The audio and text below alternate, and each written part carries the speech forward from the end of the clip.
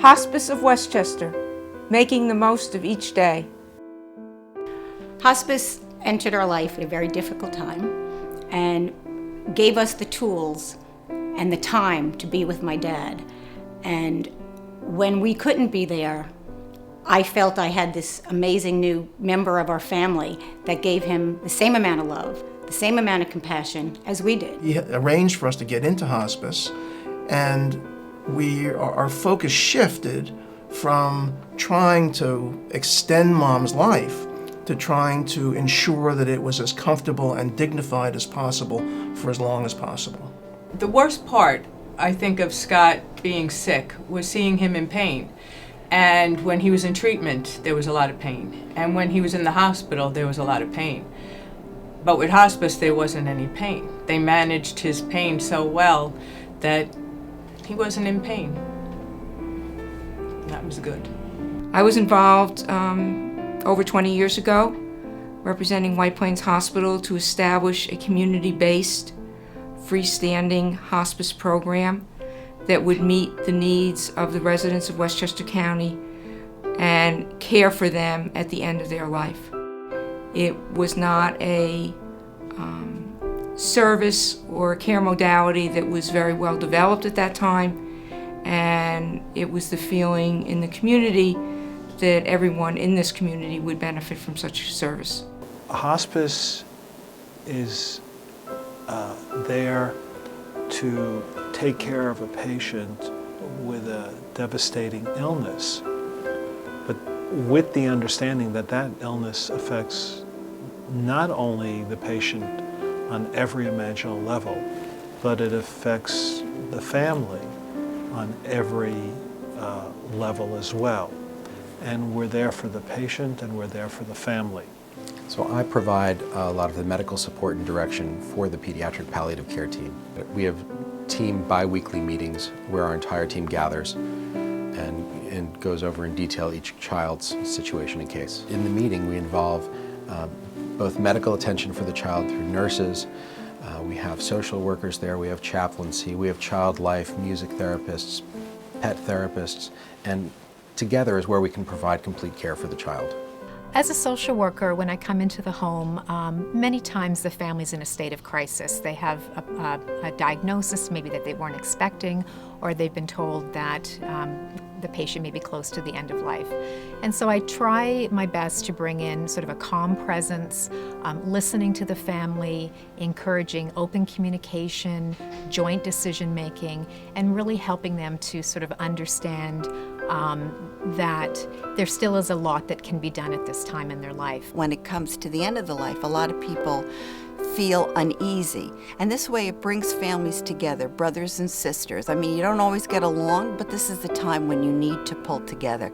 This is what true family is when you take care of someone on hospice.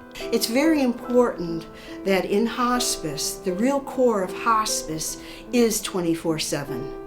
And families need to know they have that backup all the time. Whether it's a holiday, a weekend, after hours, they need that care and guidance. It's our job as professionals to provide that. Hospice is misunderstood in the community at large. It is viewed as a place where people go to die. That is not true. It is viewed as the fact that you must have a cancer diagnosis to come on to hospice. That is not true. And it is also viewed that you must have a very short lifespan remaining to be signed on to hospice, and that is not true. My dad had dementia, so he didn't really know he was dying. He did, he didn't. But the respect and the compassion they showed him and gave him the love he needed, so not as much preparing him to die. They helped me prepare to help him die. But they gave him the love, the compassion, and the respect that he needed at such an important time of his life. The team that came in, the nurse, the caregiver, the therapist, I thought they went above and beyond what they had to do. My wife loved each and every one of them. These are total strangers that we never saw and we never associated with. And my children accepted them as almost family members. We provide nursing services, social work services, volunteer services. The volunteers add a second dimension of listening, being a friend. Because of our fundraising ability, we're able to offer complimentary care to everyone at no fee. And this includes massage therapy and acupuncture and pet therapy, and these are things that would not be provided for otherwise if we hadn't raised the money. When we come in and offer those kind of things, it just brightens everyone, and the reaction of the patient is incredible. The burden is lifted from them at this time through our fundraising efforts and through these programs that are provided free of charge. And we met a wonderful woman, Anna Sheriff, and she has opened up her pocketbooks. Hundreds of families have been able to get special care, complimentary care that they would not be able to get had it not been for her generosity, and hundreds more will be able to share the same kind of care that Anna has allowed us to provide. We have a bereavement program which provides bereavement services to families for 13 months after the patient has died.